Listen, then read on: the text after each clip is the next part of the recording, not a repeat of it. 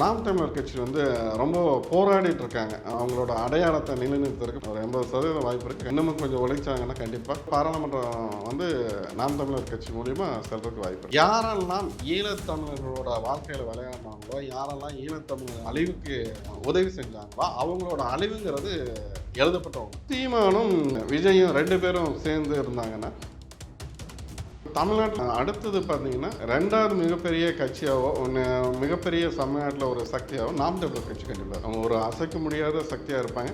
இந்த தேர்தலுங்கிறது அவங்களுக்கு ஒரு பெரிய ஒரு ஏணிப்படியாகவும் இருக்கும். அடுத்த அவங்க ஒரு மாற்றத்துக்கான ஒரு உந்துகோலாக இருக்கும். வெற்றிக்கனியை பறிப்பார், அதில் எந்த மாற்ற கருத்து கிடையாது. பிரிஞ்ச தலைவர்கள் எல்லாம் ஒன்றா சேர்ந்து இறங்கியிருந்தாங்கன்னா இன்றைக்கி பெரிய போட்டியாக இருந்திருக்கும். டிஎம்கேக்கு மிகப்பெரிய போட்டியாக சவாலாக இருந்திருக்கும். நம்ம என்ன சொல்கிறோம், நீங்கள் எந்த கட்சியாக இருந்தாலும் யார் எந்த கட்சி ஆட்சிக்கு வந்தாலும் நாட்டு மக்களுக்கு சாமானிய மக்களுக்கு நீங்கள் தேவையானதை பண்ணுங்க அப்படின்னு.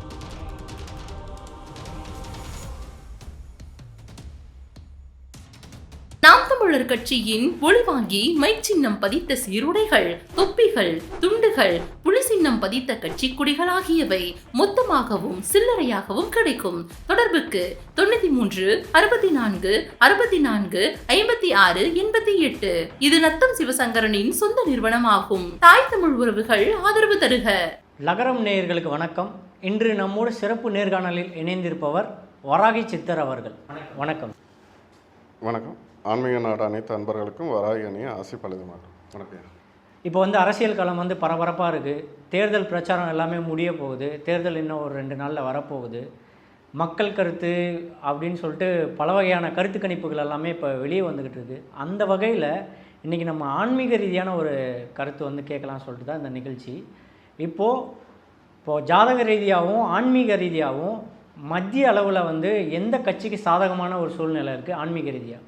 இப்போது கருத்து வாக்கு இது 2க்கு வித்தியாசம் இருக்குது. நம்ம கருத்து சொல்கிறத விட கருத்து கணிப்பு சொல்கிறத விட என்னை பொறுத்த வரைக்கும் நம்மளோட வாக்குப்படி தான் கரெக்டாக இருக்குது. நம்ம சொன்ன விஷயம் நடந்திருக்கா அப்படிங்கிறது தான் மெயினாக பார்க்க வேண்டிய ஒரு விஷயம். இப்போ என்ன கேட்குறீங்க, இப்போது வர பாராளுமன்றத்தில் யார் ஜெயிப்பாங்க, யார் அடுத்து பிரதமர் அப்படிங்கிற மாதிரி கேள்வி இருக்குது. இப்போ இதை சொல்கிறதுக்கு இதுக்கு முன்னாடி நம்ம சொன்ன விஷயம் நடந்திருக்கா அப்படிங்கிறத ஒன்று பார்த்தா தானே இனி நம்ம சொல்கிற விஷயம் நடக்குமா நடக்காதா அப்படிங்கிறது. நம்ம இங்கே ஒரு 3 மாதத்துக்கு முன்னாடி குறைஞ்சபட்சம் 6 மாதத்துலேருந்து என்ன நம்ம சொல்லிகிட்டு இருக்கோன்னா, பிஜேபி அடுத்த ஆட்சி அமைக்கிறதுக்கு உண்டான வாய்ப்பு கண்டிப்பாக இந்தியாவில் அமையும். அடுத்த பிரதமர் மோடிஜி அவர்கள் தான் பிரதமராக வருவார் அப்படிங்கிற மாதிரி நம்ம சொல்லியிருந்தோம். அடுத்து நம்ம என்ன சொல்லியிருந்தோன்னா, இந்தியா கூட்டணியிலேருந்து 2 கூட்டணி வெளியே போயிடும் அப்படின்னு நம்ம சொல்லியிருந்தோம். அதுவும் நடந்தது. பீகாரில் அவரும் சரி, மம்தா இவங்களும் சரி வெளியே போயிட்டாங்க. அவங்க 2 பேரும் வெளியேறிட்டாங்க. இதெல்லாம் நம்ம சொன்னது நடந்திருக்கா இல்லையா அப்படின்னு பார்த்தாக்க இது எல்லாமே நம்ம சொன்னபடி தான் வரிசையாக நடந்துகிட்ருக்கு. இப்போ அது விஷயமா நம்ம இங்கே தமிழ்நாட்டுக்கு வரைக்கும் நம்ம என்ன நடக்கும் அப்படிங்கிற ஒரு விஷயத்தை நம்ம சொல்லியிருந்தோம். அது எல்லாமே ஒவ்வொன்றா நடந்துகிட்ருக்கு. இப்போது வர பாராளுமன்ற தேர்தலில் கண்டிப்பாக பிஜேபி ஒரு அறுதி பெரும்பான்மையோட ஆட்சி அமைப்பாங்க. இப்போ இந்தியா கூட்டணி வலுவான ஒரு கூட்டணியாக அவங்க ஏற்படுத்தியிருக்காங்க. பல்வேறு தலைவர்கள் இருக்காங்க. இப்போது அவங்களுக்கான அலைகள் உண்டாகிறதுக்கு இங்கே வாய்ப்பு இருக்கா? மத்திய அளவில் இப்போ நரேந்திர மோடி ஒரு ஆள் தான், அவரோட முகம் வச்சு தான் பிஜேபி களமிறங்குது. இப்போது இவங்க இந்தியா கூட்டணிக்கும் பிஜேபிக்கும் கம்பேர் பண்ணும்போது யாரோட ஆன்மீக பலன்கள் ஜாதக பலன்கள் சாதகமாக இருக்குது?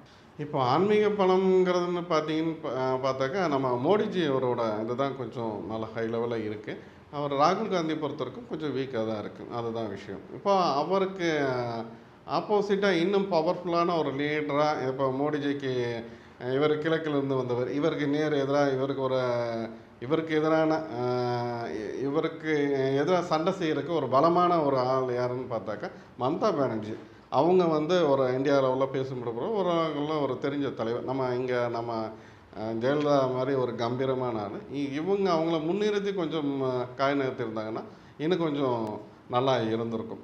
இந்தியா கூட்டணிக்கு கொஞ்சம் நல்ல வாய்ப்பு அமைஞ்சிருக்கும். இங்கே தமிழ்நாட்டை பொறுத்தளவுக்கு பிஜேபி வளருது அப்படின்ற பேச்சு தான் நிலவுது முழுக்கவேவும். ஆனால் திமுக என்ன சொல்கிறாங்கன்னா, திமுகவுக்கும் அதிமுகவுக்கும் தான் இங்கே போட்டி அப்படின்னு சொல்லிட்டு அவங்க சொல்லிட்டு இருக்காங்க. இப்போ கள ரீதியாக எந்த கட்சிக்கு சாதகமான ஒரு சூழ்நிலை இருக்குங்க? இப்போ இங்கே தமிழ்நாட்டை பொறுத்த வரைக்கும் எடுத்துக்கிட்டிங்கனாக்கா பாராளுமன்ற தேர்தலில் கண்டிப்பாக அறுதி பெரும்பான்மை ஒரு பெரும்பான்மையான இடங்களை யாரை கைப்பற்றுவாங்கன்னா டிஎம்கே தான் கைப்பற்றுவாங்க. அதில் எந்த மாற்று கருத்து கிடையாது. டிஎம்கே வந்து இங்கே ஒரு ஆலமரம் மாதிரி வேறுன்னு விட்டுறாங்க. கண்டிப்பாக இவங்களுக்கு பாராளுமன்ற தேர்தலில் ஒரு மிகப்பெரிய ஒரு வெற்றி இருக்குது. அதில் எந்த மாற்று கருத்து கிடையாது. இப்போ வந்து இது கருத்து கணிப்புலேயே இந்த மாதிரி விஷயங்கள்லாம் நிறைய வெளியே வந்துருச்சு. இப்போ வந்து மாந்திரீக ரீதியாக ஆன்மீக ரீதியாக வந்து இந்த ஒரு மிராக்கிள் நடக்கும், இந்த அரசியலில் இந்த தேர்தலில் இந்த ஒரு மிராக்கிள் நடக்கும்னா எந்த மாதிரி விஷயத்தும் நடக்கிறதுக்கு வாய்ப்பு இருக்குது? இப்போ ஒரு விஷயம் கருத்து கணிப்பில் வந்து இந்த மாதிரியான விஷயத்தெல்லாம் சொன்னாங்க அப்படின்னீங்க. நம்ம கருத்து கணிப்பை கூட நம்ம ஒரு 6 மாதத்துக்கு முன்னாடி இங்கே யாரும் இங்கே கருத்து கணிப்பு பண்ணல. 6 மாதத்துக்கு முன்னாடி என்ன சொல்கிறோம், இவங்க ஜெயிப்பாங்க, இவங்க கூட்டணியில் இந்த மாதிரி பிரச்சனை வரும், இந்த மாதிரியான நிலவரம் இருக்குங்கிறது நம்ம சொன்னால் அது வரிசையாக வரையாக நடந்திருக்கு. இப்போ அதை தொட்டு தான் நம்ம இப்போ சொல்கிறோம். நம்ம கருத்து கணிப்புங்கிறது வேறு, நம்மளோட வாக்குங்கிறது வேறு. ஒரு மாந்திரியனுக்கு என்ன ஒரு முக்கியம்னா அவனோட வாக்கு பலிதான் முக்கியம். நம்ம சொல்கிற விஷயம் நடக்குதா நடக்கலையா அப்படிங்கிறது தானே இங்கே விஷயமே. நம்ம கருத்து கணிப்பை விட இது நம்ம ஒரு மாந்திரியனுக்கு முக்கியம் சக்தியே என்னன்னா அவனோட வாக்கு. அவன் சொன்னால் அந்த விஷயம் நடக்கும், அவ்வளோதான். இப்போ அந்த மாதிரியான இங்கே விஷயத்துக்கு நம்ம தமிழ்நாட்டில் வரும்போது தமிழ்நாட்டோட நிலைமையில் டிஎம்கே வந்து ஒரு அறுதி பெரும்பான்மையாக இங்கே சீட்டை எம்பி சீட்டு அறுவடை செய்வாங்கிறது இயல்பு. நீங்கள் கேட்குறதுன்னா அடுத்தது இங்கே மிராக்கள் தமிழ்நாட்டில் என்ன மிராக்கள் நடக்கும் அப்படிங்கிற மாதிரி நீங்கள் உங்களோட கேள்வி இருக்குது. இப்போ இங்கே தமிழ்நாட்டில் பார்த்தீங்கன்னாக்கா இப்போது நாம் தமிழர் கட்சி வந்து ரொம்ப போராடிட்டு இருக்காங்க. அவங்களோட அடையாளத்தை நிலைநிறுத்துறதுக்கு போராடிட்டு இருக்காங்க. கண்டிப்பாக இந்த முறை வந்து அவங்க பாராளுமன்றம் செல்றதுக்கு அவங்களோட வேட்பாளர்கள் பாராளுமன்றம் செல்றதுக்கு நிறைய வாய்ப்பு இருக்குது. ஒரு 80% வாய்ப்பு இருக்குது. கண்டிப்பாக இன்னமும் கொஞ்சம் உழைச்சாங்கன்னா கண்டிப்பாக அறுவடை செய்யலாம். கண்டிப்பாக பாராளுமன்றம் வந்து நாம் தமிழர் கட்சி மூலிமா செல்றதுக்கு வாய்ப்பு இருக்குது. அது எந்த வேட்பாளருக்கு அந்த மாதிரி சாதகமாக இருக்குன்னு எதுவும் சொல்ல முடியுங்களா? ரொம்ப அப்படின்னா மற்றவங்களோட இதை நம்ம குறைச்சி மதிப்பிட்டது மாதிரி இருக்கும். அவங்க எல்லாருமே தனிப்பட்ட முறையில் ஒவ்வொருத்தரும் சொந்தம். தனிப்பட்ட முறையில் நம்ம யாருக்காக ஒரு சில இது நம்மளோட தனிப்பட்ட கருத்து நம்ம அவங்களுக்காக பிரார்த்தனை பண்ணதோ அப்படின்னு பார்த்தாக்கா, இப்போது நாம் தமிழரில் நம்ம கிருஷ்ணகிரி தொகுதியில் நம்ம வீரப்பனோட பொண்ணு இவங்க அதான் ஒரு 3 ஸ்டேட்டையும் தன்னோட கண்ட்ரோலில் வச்சுருந்தவர். அவர் ஒரு சில விஷயத்தில் அவர் நல்லவராக கெட்டவராங்கிறத விட அவரோட பொண்ணு இன்றைக்கி நிற்கிறாங்க. இவங்க வெற்றி வாகை சூடணும் அப்படிங்கிறது நம்மளோட ஒரு நோக்கம். இப்போ வந்து தமிழ்நாட்டில் பொறுத்தளவுக்கு எல்லாரோட பார்வையும் விழுந்திருக்குன்னா அது வந்து அண்ணாமலை அவர்களோட மேலே தான். அவர் நிற்கிற கோவை தொகுதியில் சூழ்நிலை எந்த மாதிரி இருக்கும்? இல்லை, கண்டிப்பாக கோயம்புத்தூரை பொறுத்த வரைக்கும் ஒரு அண்ணாமலை கண்டிப்பாக வெற்றி கனியை பறிப்பார். அதில் எந்த மாற்று கருத்து கிடையாது. அவர் கண்டிப்பாக அந்த வெற்றியை இன்னும் கொஞ்சம் மெனக்கிட வேண்டியதுக்கு அந்த ஏற்கனவே நடந்த ஒரு வானதி சீனிவாசனுக்கும் ஒரு கமலுக்கும் நடந்த அந்த சட்டமன்ற தேர்தல் மாதிரி கொஞ்சம் ரொம்ப இழுபறியாக இருக்கிறதுக்கு வாய்ப்பு இருக்குது. கொஞ்சம் இன்னும் மெனக்கெட்டாருன்னா கண்டிப்பாக இவர் வெற்றி வாகை சூடுவார். அவர் ஜெயிக்கணுங்கிறதுலேயும் நம்மளும் தனிப்பட்ட முறையில் ஒரு பிரார்த்தனை வச்சுருக்கோம், வராயணிகிட்ட பிரார்த்தனை வச்சுருக்கோம். அது மாதிரி நாம் தமிழரில் ஏன்னா அந்த மயிலாடுதுறை அந்த வேட்பாளர் காளியம்மா இவங்கெல்லாம் வெற்றி வாய்ப்பு கூடணுங்கிறது நம்மளோட எண்ணம், நோக்கம். இப்போது கள ரீதியான இன்றைக்கி வர காலங்களில் எந்த மாதிரியான அரசியல் மாற்றங்கள் வந்து தமிழ்நாட்டில் நிகழ்றதுக்கு வாய்ப்பு? தமிழ்நாட்டில் அடுத்தது பார்த்திங்கன்னா 2வது மிகப்பெரிய கட்சியாகவோ மிகப்பெரிய தமிழ்நாட்டில் ஒரு சக்தியாகவோ நாம் தமிழர் கட்சி கண்டிப்பாக இருக்கும். அவங்க ஒரு அசைக்க முடியாத சக்தியாக இருப்பாங்க. இந்த தேர்தலுங்கிறது அவங்களுக்கு ஒரு பெரிய ஒரு ஏணிப்படியாகவும் இருக்கும். அடுத்த அவங்க ஒரு மாற்றத்துக்கான ஒரு உந்துகோலாக இருக்கும். இல்லை, அடுத்து நாங்கள் தானே அண்ணாமலை சொல்கிறாரு. அதே மாதிரி அதிமுகவுக்கும் திமுகவுக்கு தான் இங்கே போட்டின்னு சொல்லிட்டு 2 கட்சிகளுமே மாறி மாறி சொல்கிறாங்க. இல்லை, அது அவங்க அந்த பழைய சித்தாந்தம் டிஎம்கே ஏடிஎம்கே இங்கே காலொன்றி அவங்க 2 பேருமே ஒரு ஆலமரம் மாதிரி இங்கே இருந்துட்டாங்க. இப்போது அடுத்த கட்டத்துக்கு முன்னேற்பாடாக இப்போது முன்னோக்கி போயிட்டுருக்குது. இளைஞர்களை படைத்தட்டுறதும் சரி, அவங்களோட வாக்குகளை பெறுறதும் சரி, நாம் தமிழர் சீமான் அவர்கள் பெரிய அளவில் சாதிச்சுட்டு இருக்காரு. அதே மாதிரி அண்ணாமலை அவரும் ஒரு சைடை போராடி அவரும் தனக்குன்னு ஒரு கூட்டத்தை அந்த பிஜேபிக்குன்ட்டு ஒரு கூட்டத்தை உருவாக்கி வச்சுருக்காரு. அதனால் இவங்க 2 பேருமே வந்து அடுத்த கட்ட தலைவர்கள்லாம் இங்கே அறியப்படுவாங்க. இவங்கனால ஒரு சில மாற்றங்கள் வரும். மாற்றங்கள் வந்தால் என்ன, நாட்டு மக்களுக்கு நல்லது தானே. இதெல்லாம் என்ன தவறு இருக்குது? இப்போ வந்து தேர்தலை பொறுத்தளவுக்கு ஜெயிக்கிற கட்சிக்கு எந்த பிரச்சனையும் இல்லை. ஆனால் தோக்குற கட்சி வந்து உடையிறதுக்கான வாய்ப்பு இருக்குது. புதுசாக ஒரு கூட்டணி அமைகிறதுக்கான வாய்ப்பு இருக்குது. இந்த தேர்தலுக்கு அப்புறம் ஏதாச்சும் கட்சி உடையிறதுக்கு வாய்ப்பு இருக்கா? இல்லை வந்து ஒரு கட்சியோட தலைமை இன்னொரு பக்கம் மாறுறதுக்கான வாய்ப்புகள் இருக்கா, இல்லை இணையறதுக்கு வாய்ப்பு இருக்கா? இல்லை இனி கட்சி உடையிறதுக்குலாம் இங்கே ஒன்றுமே இல்லையே. ஏடிஎம்கே பொறுத்த வரைக்கும் அவங்க உடஞ்சி அவங்க எல்லாருமே தனித்தனியாக பிரிஞ்சுட்டாங்க. நம்ம ஆல்ரெடி ஏற்கனவே என்ன சொல்லியிருந்தோன்னா, இவங்க அந்த பழைய தலைவர்கள் பிரிஞ்ச தலைவர்கள் எல்லாம் ஒன்றா சேர்ந்து இறங்கியிருந்தாங்கன்னா இன்றைக்கி பெரிய போட்டியாக இருந்திருக்கும். டிஎம்கேக்கு மிகப்பெரிய போட்டியாக சவாலாக இருந்திருக்கும். அந்த விஷயத்தை அவங்க கொஞ்சம் செய்ய தவறிட்டாங்க. அது ஒன்று தான். மற்றபடி இங்கே வேறு எந்த கட்சியும் உடையிறதுக்கான வாய்ப்பு இல்லை, அதுக்கான சாத்தியக்கூறும் இல்லை. அடுத்து வந்து 2026 வந்து எல்லாருமே எதிர்நோக்கிற ஒரு விஷயம் வந்து விஜயோட அரசியல் பிரவேசம். இது எப்படி இருக்கும், விஜயோட எதிர்காலம் எந்த மாதிரி இருக்கும்னு? இப்போ விஜயோட எதிர்காலம் எப்படி இருக்கும் என்ன ஏதுங்கிறது நம்ம ஆல்ரெடி நம்ம சொல்லியிருக்கோம். இப்போ 2026 அவர் அரசியல் கிளங்கான்மான்னு சொல்லிட்டாரு. இப்போ இதுக்குள்ள களத்துக்குள்ளே வந்துட்டார்.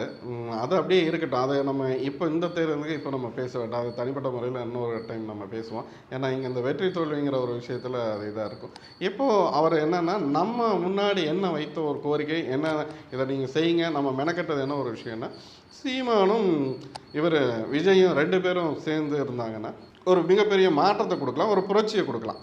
இப்போ இவரும் ஒரு சார்ந்த ஒரு பக்கம் போயிட்டுருக்காரு. அதே மாதிரி அவரும் ஒரு மாற்றம் வேணும் அப்படின்னு சொல்லிட்டு 2 பேருமே ஒரே நோக்கத்துக்கு தானே நீங்கள் இங்கே வரீங்க. அப்போ நம்ம என்ன சொல்கிறோம், நீங்கள் சீமானுக்கு நீங்கள் 2026 வரீங்க தேர்தலுக்கு, ஒன்றும் தப்பு இல்லை. இப்போ 2024 சீமான் அவர்கள் களங்கன்றாரு. அவருக்கு உங்களோட சப்போர்ட்டை கொடுங்க, உங்களோட ஆதரவை கொடுங்க. அவர் இருந்தார்னா அவர் அங்கே மேலே போய் அதுக்குண்டானது அவர் என்ன, அவரும் மெயினாக கோரிக்கை வைக்கிற என்ன, ஈழத்தமிழர்களோட பிரச்சனை, இலங்கை தமிழர்களோட பிரச்சனையை மெயினாக சப்போர்ட் பண்ணுறாரு. ஏன் அதுக்கு ஒரு வடிகாலம் இருக்கும் இல்லையா? நாளைக்கு பிஜேபியே சீட்டு முதல்ல பார்த்தீங்கன்னா பிஜேபி கிட்டத்தட்ட ஒரு 400 சீட்டு வந்துருவாங்கிறது தான் ரொம்ப உறுதியாக இருந்தது. இந்த ஒரு சில விஷயத்தில் அரசியல் காயினத்தில் அவங்களுக்கு இப்போ அவங்களோட இதே பார்த்திங்கன்னா, நம்மளோட இது என்னென்னா 300லேருந்து 330 சீட்டுக்குள்ளே தான் வர மாதிரி ஒரு கணக்கு இருக்குது.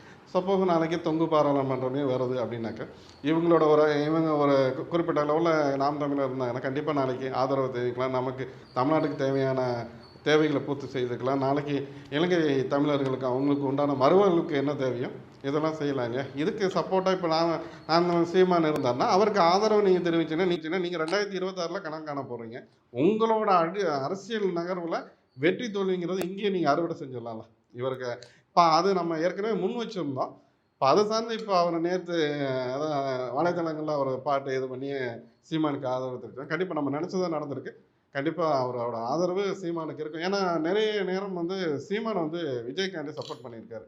நீங்கள் ஒரு அண்ணங்கிற முறையில் நீங்கள் அவருக்கு இந்த கடமையை நீங்கள் செய்கிறது நல்லது தான், நல்ல விஷயந்தான். மாற்றத்துக்கு உண்டான ஒரு தோல் கொடுக்குறீங்க, சிறந்தது தான். அந்த மைக் சம்மந்தமாக வந்த வரிகள் எல்லாமே சீமானுக்கு கொடுக்கப்பட்ட சிக்னலா இருக்கட்டுமே? சீமானுக்கு கொடுத்த சிக்னலாக எடுத்துக்கலாமே. இப்போ இல்லைன்னா இந்த நேரத்தில் இந்த சமயத்தில் இதை அனௌன்ஸ் பண்ணணும்னு அவசியமே கிடையாது இல்லையா? நான் என்ன சொல்கிறேன்னா, எதுக்கு தலையை சுற்றி மூக்க தொடுவான நேரம் நீங்கள் 2 பேரும் ஒன்றா இருந்து ஒரு ஃபோட்டோவை வெளியிட்டிங்கன்னா வேலை முடிஞ்சு போச்சு. இல்லை ஏதாவது ஒரு பேட்டி கொடுத்தீங்கன்னா ஒன்றில் ஒரு 2 பேரும் சேர்ந்துருந்து ஒரு ஃபோட்டோ வந்ததுனாவே டோட்டலாகவே எல்லாமே தலைகளை மாறிடுமே. நீ எதுக்கு தலையை சுற்றி மூக்க தொடுவானே? சரி, இருந்தாலும் ஒரு விதத்தில் இவர் சீமானுக்கு ஆதரவுங்கிற மாதிரி தெரிவிச்சிருக்காரு. சரி, பார்ப்போம், பொறுத்திருந்து பார்ப்போம் என்ன நடக்குது. இப்போ வந்து மோடி அவர்கள் எங்கே போனாலும் நான் 400 சீட்டு வின் பண்ணிடுவோம் பிஜேபி அப்படின்னு அவர் சொல்லிக்கிட்டு இருக்காரு. இது 400 சீட்டு வின் பண்ணுறதுக்கான வாய்ப்பு உண்மையிலே பிஜேபிக்கு இருக்கா? இல்லை, முதல்ல ஆரம்பத்தில் எடுத்துக்கிட்டாக்கா கண்டிப்பாக அவங்க 400 சீட் வின் பண்ணுறதுக்கு உண்டான எல்லா இதுவும் இருந்தது. அதுக்கான எல்லா தகுதியும் அவங்களுக்கு இருந்தது. வருவாங்க அப்படிங்கிற அந்த ஒரு நம்பிக்கையில் கண்டிப்பாக இருந்தது. ஆனால் அந்த அதீத ஒரு நமக்கு ஒரு கான்ஃபிடன்ஸ் சொல்லுவாங்க. அந்த இதில் ஒரு சில அரசியல் காயினவர்கள் இவங்களோட இமேஜை கொஞ்சம் அந்த வெற்றி வாய்ப்பை கொஞ்சம் பறிச்சது. அது உண்மை, அதில் எந்த மாற்றுக்கிறதும் கிடையாது. இப்போது இவங்களோட இது பார்த்திங்கன்னா குறைஞ்சது ஒரு 300லேருந்து 330 சீட்டு கண்டிப்பாக உறுதியாக அறுதிட்டு வருவாங்க. அதுக்கு மேலே என்னங்கிறது இனி நடக்கிற நகர்வில் நம்ம என்ன சொல்கிறோம், நீங்கள் எந்த கட்சியாக இருந்தாலும் யார் எந்த கட்சி ஆட்சிக்கு வந்தாலும் என்ன, நாட்டு மக்களுக்கு சாமானிய மக்களுக்கு நீங்கள் தேவையானதை பண்ணுங்க அப்படின்னு. சாமானிய மக்களோட டெய்லி அவனோட அன்றாட தேவை என்ன? டெய்லி பெட்ரோல் அடிக்கிறது, அவனோட வண்டிக்கு பெட்ரோல் அடிக்கிறது. அடுத்தது என்ன, அந்த சமையல் எலிகள். எந்த ஒரு கட்சிக்காரனும் யாராக இருந்தாலும், அதை இந்தியா கூட்டணியாக இருந்தாலும் சரி, பிஜேபியாக இருந்தாலும் சரி, நீ செய்ய வேண்டிய ஒரே ஒரு கடமை என்னென்னா, ஒரு சிலிண்டர் இன்றைக்கி 300 ரூபா கொடுத்து கூட சிலிண்டர் வாங்க முடியாமல் எத்தனையோ குடும்பம் கஷ்டப்படுது. சிலிண்டர் ஒரு பாதி ரேட்டுக்கு ஒரு 500 ரூபாய்க்கு கிடைக்கிற மாதிரி ஏற்பாடு பண்ணுங்களேன். தலைகளை நீங்கள் 500 சீட்டுமே நீ ஜெயிச்சு உள்ளவே போ. அதை எந்த கட்சி அந்த சாமானிய மக்களோட வலியிலையும் வேதனையும் பங்கெடுத்துக்கிறோம், கண்டிப்பாக அவங்க தான் இந்த இன்னி வர நகர்வில் அவங்க அது ஒரு நல்ல இதாக இருக்கும். அதான் உண்மை. இப்போ நம்ம சிலிண்டரு இந்த மற்ற பெட்ரோல் விஷயத்தை பற்றி பேசணும். சாமானியனோட துயரை துடைக்கிறவன் எந்த கட்சியாக இருந்தாலும் சரி, நம்ம அவங்க ஆட்சிக்கு வந்தால் கண்டிப்பாக சாமானியன் வந்து கண்டிப்பாக ஓட்டு போடுவான். நீங்கள் அதை சொல்லி கேளுங்க. நாங்கள் வந்தால் இந்த ஒரு விஷயத்த பெட்ரோலாக இருந்தாலும் சரி, சாமானியனோட அன்றாட தேவைக்கு அந்த சிலிண்டர் விலையாக இருந்தாலும் சிலிண்டர் விலையை எந்த ஒரு கட்சி நான் பாதியை குறைக்கிறனோ இல்லை அவங்களுக்கு உண்டான ஒரு சலுகை கொடுக்குறோன்னா, இந்த மானியம் கொடுக்குறோன்னா அது கட்டுக்காது, அது வேண்டாம். சலுகை கொடுக்குறோம், அவங்களுக்கு உண்டான சிலிண்டர் இதான் விலை அப்படின்னு ஒரு 300 500 இதை கொடுக்குறேன்னு யாரோ ஒருத்தர் சொல்கிறாங்களோ, கண்டிப்பாக பெண்கள் ஓட்டும் சரி, மற்ற சாமானியன் ஓட்டும் சரி, அந்த கட்சி தான் கண்டிப்பாக அறுவடை செய்யும். இனி வருங்க இப்போது அந்த தேர்தலுக்கு இருக்கிற நெருங்குற காலத்தில் இதை கொஞ்சம் யோசித்து ஒரு சில கட்சிகள் முடிவு செஞ்சால் கண்டிப்பாக இவங்க இந்த இப்போ இருக்கிற நில கலவரத்தை மாற்றலாம். யோசித்தா நல்லது. இப்போ வந்து பாலஸ்தீனும் இஸ்ரேல் போர் வந்து நடந்துட்டு இருக்கு. இதில் ஈரானும் உள்ளே வர்றாங்க. இதை பற்றி உங்களோட கருத்து என்ன? நம்ம இதை பற்றி நம்ம பேசியிருந்தோம். இப்போது பாலஸ்தீனம் நல்லவங்களா கெட்டவங்களா, இஸ்ரேலில் நல்லவங்களா கெட்டவங்களா, இப்போ ஈரான் நல்லவங்களா கெட்டவங்க, நம்ம இதை பற்றி யாரை பற்றியும் ஜஸ்டிஃபை பண்ண விரும்பல. அவங்கவுங்களோட இது அந்த நாட்டு மக்கள் அப்பாவி மக்கள் என்ன பண்ணா, இப்போது நம்ம யாரெல்லாம் ஈழத்தமிழர்களோட வாழ்க்கையில் விளையாடினாங்களோ, யாரெல்லாம் ஈழத்தமிழர் அழிவுக்கு உதவி செஞ்சாங்களோ, அவங்களோட அழிவுங்கிறது எழுதப்பட்ட ஒன்று. இஸ்ரேலோட அழிவு ஏற்கனவே எழுதப்பட்டது. அவங்களோட அழிவு பாதையில் அந்த நாடு செல்லுங்கிறத நம்ம ஏற்கனவே குறிப்பிட்டிருந்தோம். இப்போ அதுதான் நடந்துகிட்ருக்கு. இப்போ ஈரான் அவங்க மேலே போர் தொடுத்துருக்காங்க. இனியும் கூட ஒரு சில நாடுகள் இணையறதுக்கு வாய்ப்பு இருக்குது. அதான் இவங்க உப்பு தின்னவன் தண்ணி குடிச்சாகணும். இதே மாதிரி ரஷ்யா உக்ரைன் போர் அந்த மாதிரி வந்தது. நம்ம என்னென்னா, இவங்க தலைவர்கள் பண்ணுற ஒரு சில தவறுனால அந்த நாட்டு மக்கள் என்ன பண்ணாங்க, பாலஸ்தீனத்தில் அத்தனை மக்களை கொன்று குவிச்சு நீங்கள் என்ன சாதிச்சிட போகிறீங்க, இல்லை இஸ்ரேலில் அந்த மக்களை கொன்று குவிச்சு நீங்கள் என்ன சாதிச்சிட போகிறீங்க. மக்களை வந்து துன்புறுத்தி யாரும் எந்த ஒரு சாம்ராஜ்யம் நிலைநாட்ட முடியாது. ஈழத்தமிழர்கள் விஷயத்தில் ஈழத்தமிழர்களுக்கு இலங்கைக்கு யாரெல்லாம் அழிவுக்கு வழிவகை செஞ்சாங்களோ அந்த நாடெல்லாம் கண்டிப்பாக அழிவு பாதைக்கு செல்லும், அழியும். இதில் எந்த மாற்று கருத்தும் கிடையாது. எங்களோட இணைஞ்சு நிறைய விஷயங்கள் பகிர்ந்துக்கிட்டீங்க. நன்றி. நன்றி.